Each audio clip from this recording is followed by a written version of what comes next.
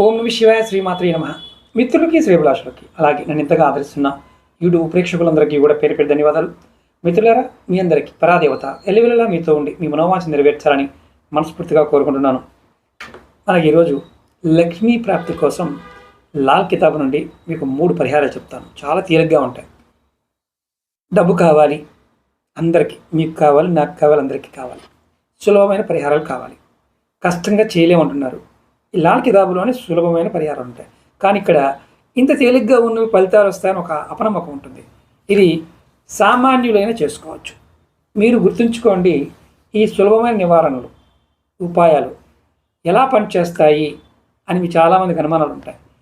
నమ్మకం విశ్వాసంతో చేస్తే ఫలితాలు వస్తాయి. ఎందుకంటే లాల్ కితాబ్ అనేది అంత గొప్ప ఫలితాన్ని ఇస్తుంది.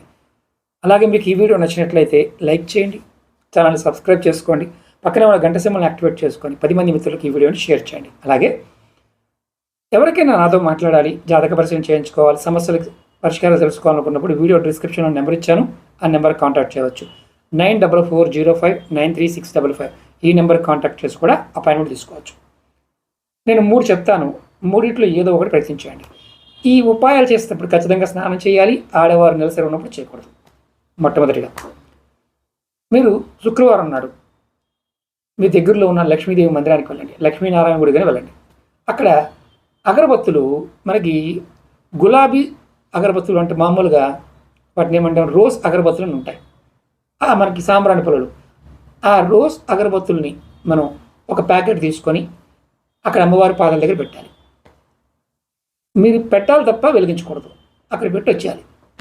రెండవది, శుక్లపక్షంలో సోమవారం నాడు అంటే నది కానీ కాలువ కానీ ప్రవహించే నీళ్ళున్న దగ్గర కొంత బియ్యాన్ని, ఇరగకుండా ఉన్న బియ్యాన్ని, 100 గ్రాముల బియ్యాన్ని తీసుకెళ్ళి నాకు డబ్బు కావాలి లక్ష్మీ మాత అనుకొని నీళ్ళలో వదలండి. మూడోది, మీ దగ్గరలో ఎక్కడ చింత చెట్టు ఉందనుకోండి, చిన్న చింత కొమ్మ తెచ్చుకోండి.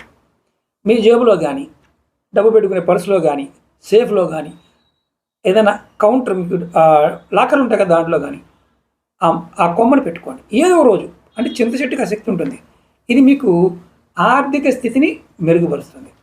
ఇలా ఎవరైతే ఈ 3 పరిహారాలని చేస్తారో వారికి లక్ష్మీమాత ఆశీర్వాదం అనేది లభిస్తుంది. అలాగే మీరు తెచ్చుకున్నప్పుడు కూడా ఒక చిన్న ప్రార్థన, అమ్మా నాకు ఇది కావాలమ్మా, మీరు ఈ 3 ఏది చేయడానికి పర్వాలేదు, నాకు ఇది కావాలమ్మా అని అనుకొని మీరు చేస్తే అమ్మవారు మీకు అఖండ ఐశ్వర్యాన్ని ఇస్తుంది. ప్రయత్నించేయండి, ఖచ్చితమైన ఫలితాన్ని పొందుతారు. మీకు ఇలాంటి తేలికని కావాలంటే ఖచ్చితంగా కామెంట్ చేయండి. ఓం నమ శివాయ శ్రీమాత్రే నమః.